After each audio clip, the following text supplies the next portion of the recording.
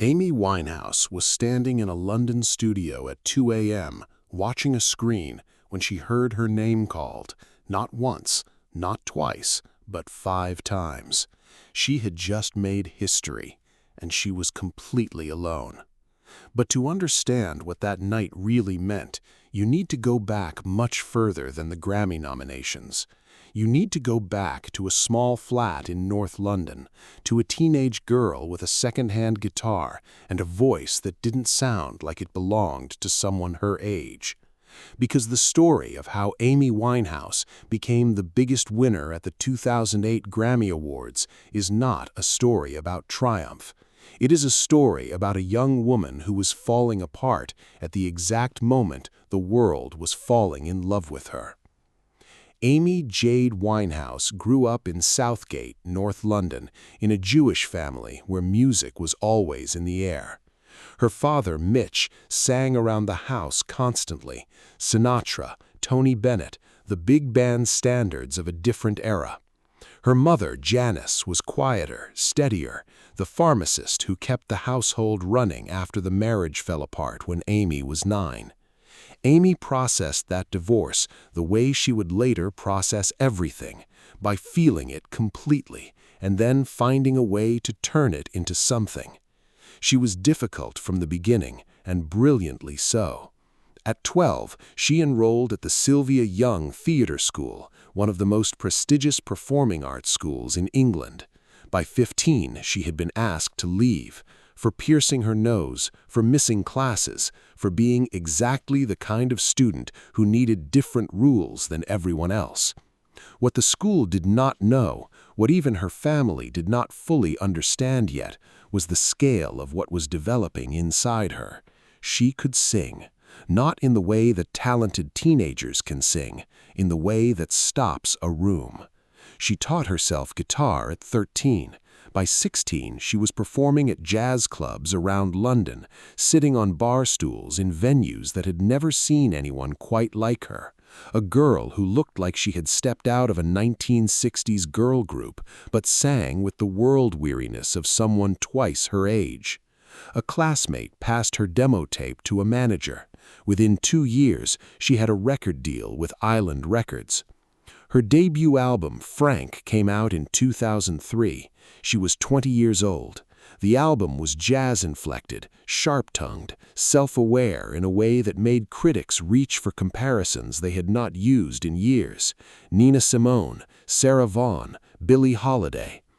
Amy herself would have told you she was just being honest. That was always her explanation. She was not trying to be profound. She was trying to tell the truth. Frank won her an Ivor Novello Award. It earned her 2 Brit Award nominations. It introduced her voice to the United Kingdom and made a quiet, significant impression in the rest of the world. And then, for 18 months, she wrote almost nothing. It was Blake Fielder Civil who broke the silence. She met him in a pub in Camden in 2005. He was charming and unpredictable, and gave her the feeling, she would later say, of standing at the edge of something. She fell in love with him the way she did everything, entirely, without reservation, at great personal cost. When he left her, she did not recover quietly. She sat in her flat, in the area of London she had never left, in the neighborhood she loved with a fierce local loyalty, and she wrote an album. Back to Black was recorded quickly and with an urgency that you can still feel in every track. Producer Mark Ronson brought in the Dap Kings, a New York soul and funk band who had never heard of Amy Winehouse until they were in the studio with her. Within minutes of her opening her mouth, they understood exactly what they were dealing with. The songs wrote themselves because they were not invented. They were transcribed directly from something real. The grief was real. The anger was real. The love that would not turn off no matter how much damage it caused, that was the realest thing of all. The album came out in October 2006 and moved through the world like a slow fire. In the United Kingdom, it reached number 1 almost immediately. In the United States, it entered the charts at number 7, the highest debut position ever for a British female artist at that time. Everywhere it went, people responded in the same way. They listened to Rehab and laughed. Then they listened to Back to Black and went quiet. Then they put the whole album on from the start and did not speak until it was finished. By the summer of 2007, Amy Winehouse was the most talked about musician on the planet. And she was disappearing. Behind the scenes, people who loved her were watching with growing terror. Her weight had dropped to a level that frightened her doctors. She was showing up to interviews looking hollow-eyed and fragile, funny in the way that someone is funny when they are using humor to hold a door closed. Her husband, Blake, they had married secretly in Florida in May 2007, had been arrested and was now in jail. The woman who had poured every ounce of her feeling into those songs was now living inside them, and there was a difference between writing about drowning and actually drowning that was becoming harder and harder to see. Her team tried everything. They staged interventions. They called her father in tears. They sat with her for hours trying to reach the Amy they knew, the funny, fiercely intelligent girl from North London who could make a room laugh with one sentence and then turn around and sing something so devastatingly honest that the same room fell silent. Sometimes she would come back. When she did, she was extraordinary. The problem was that the distance between those moments kept growing. In November 2007, she attempted a 17-date European tour. The opening night in Birmingham ended in disaster. She stumbled across the stage, barely audible, and the audience began to boo. A music critic who was there that night wrote that it was one of the saddest things he had ever witnessed, a supremely gifted artist being reduced to wreckage in real time, right in front of thousands of people who had come because they loved her. The tour was canceled. Amy retreated. Then the Grammy nominations were announced. 6 nominations: Record of the Year, Song of the Year, Best New Artist, Best Female Pop Vocal Performance, Best Pop Vocal Album, Best Rap and Sung Collaboration. The Recording Academy had looked at Back to Black and decided it was not just successful, it was the best album, the best songs, the best new voice that had emerged anywhere in the world that year. The problem was that Amy Winehouse could not come to Los Angeles to accept them.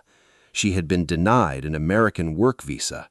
The reason was documented drug use, straightforward, bureaucratic, final.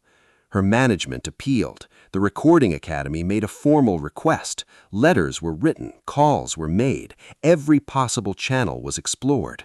None of it worked. The woman nominated for 6 Grammys was not allowed to set foot in the country where those Grammys were being held.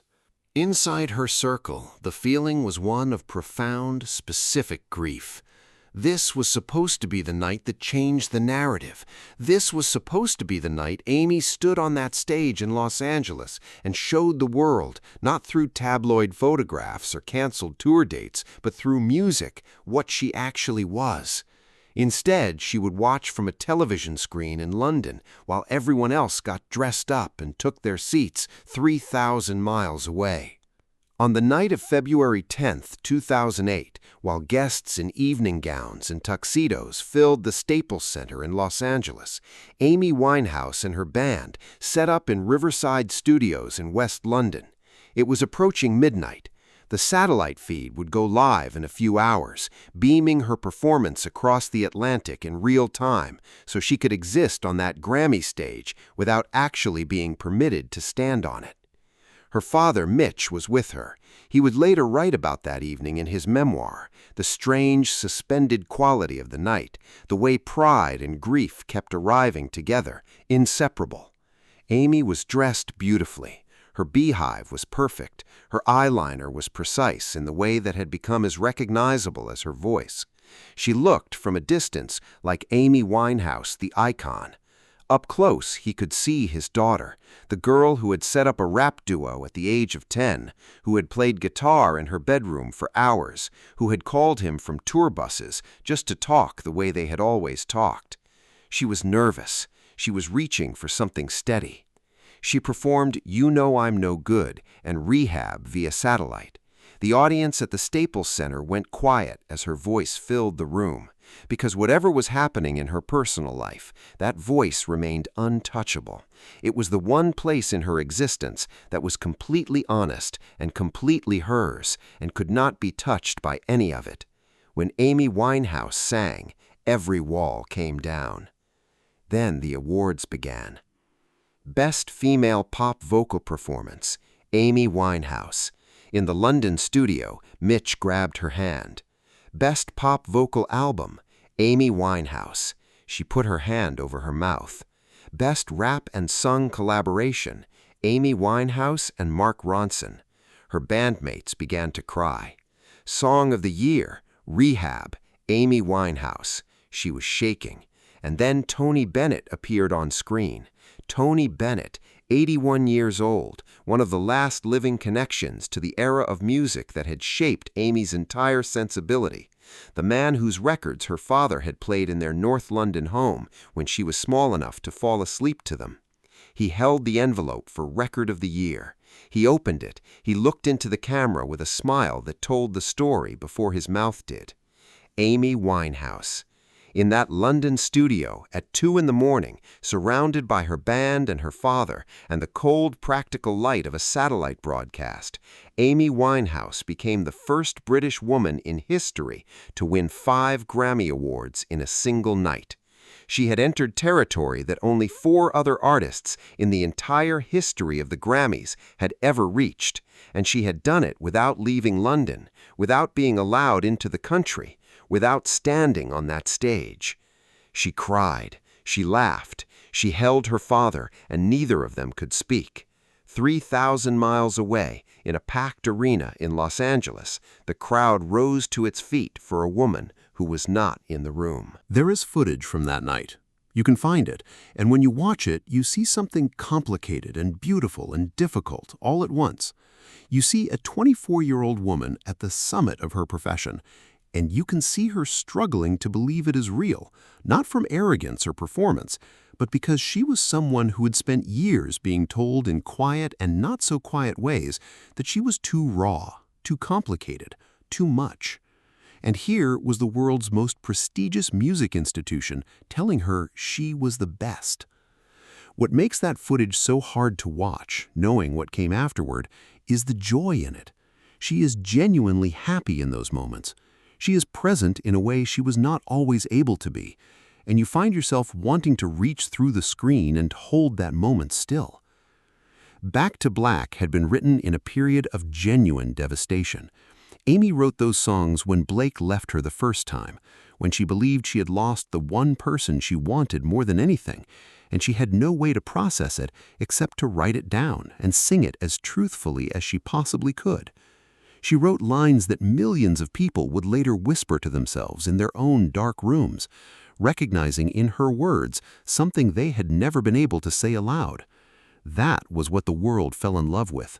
Not the beehive, not the eyeliner, not the tabloid story, the honesty that ran through every syllable like a current. In the months that followed the Grammys, Amy tried to stabilize. She entered rehabilitation. She gave a series of performances that reminded everyone, including herself, of what she was genuinely capable of. In June 2008, she performed for Nelson Mandela's 90th birthday in Hyde Park. She was luminous. She was present. She sang, and the crowd of tens of thousands went still in that particular way that only happens when something true is being said. For a while, it seemed like she might find her way back to herself.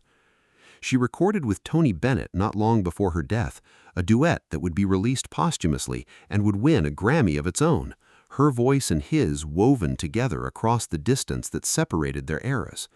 It is one of the most beautiful things she ever recorded and one of the most painful to hear. On July 23, 2011, Amy Winehouse was found unresponsive in her home in Camden. She was 27 years old. The cause of death was accidental alcohol poisoning. Outside her house, fans gathered before the news had fully spread. They left flowers against the railings. Some of them wept. Some stood in silence for a long time. Many of them had never met her, had only known her through those 2 albums and those songs that somehow sounded exactly like what it felt like to be human, to love someone who was not good for you, to know you were making a mistake and make it anyway, to be falling, and to be, despite everything, still singing. Mitch Winehouse spoke to the crowd. He said Amy was about one thing, and that was love. He said her entire life was devoted to her family, to her friends, to the people who had followed her music from the beginning. At the funeral, they played her favorite song, not one of her own, though she had written some of the most enduring songs of the decade. Her favorite was So Far Away by Carole King. Her family and closest friends stood together in a synagogue in North London and sang it for a woman who was gone, and who had given them far more than she had ever received in return.